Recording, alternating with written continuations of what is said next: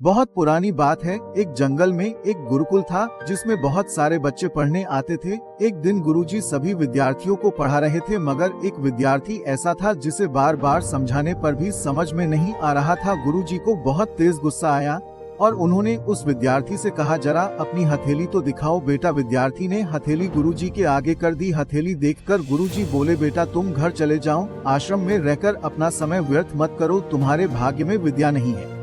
शिष्य ने पूछा, क्यों गुरुजी? गुरुजी ने कहा, तुम्हारे हाथ में विद्या की रेखा नहीं है। गुरुजी ने एक होशियार विद्यार्थी की हथेली उसे दिखाते हुए कहा, ये देखो, ये है विद्या की रेखा, ये तुम्हारे हाथ में नहीं है, इसलिए तुम अपना समय बर्बाद मत करो और घर चले जाओ और वहाँ कोई और काम देखो। ये सुनने के बाद उस विद्यार्थी ने अपने जेब से एक चाकू निकाला जिसका प्रयोग वह रोज सुबह अपनी दातुन काटने के लिए करता था। उस चाकू से उसने अपनी हाथ में एक गहरी लकीर बना दी। हाथ से खून बहने लगा। तब वो गुरुजी से बोला, मैंने अपने हाथ में विद्या की रेखा बना ली है। गुरुजी ये देखकर गुरुजी द्रवित हो गए और उन्होंने उस विद्यार्थी को गले से लगा लिया। गुरुजी बोले, बेटा तुम्हें विद्या सीखने से कोई ताकत नहीं रोक सकती है। दृढ़ निश्चय और परिश्रम हाथ की रेखाओं को ही बदल देती है।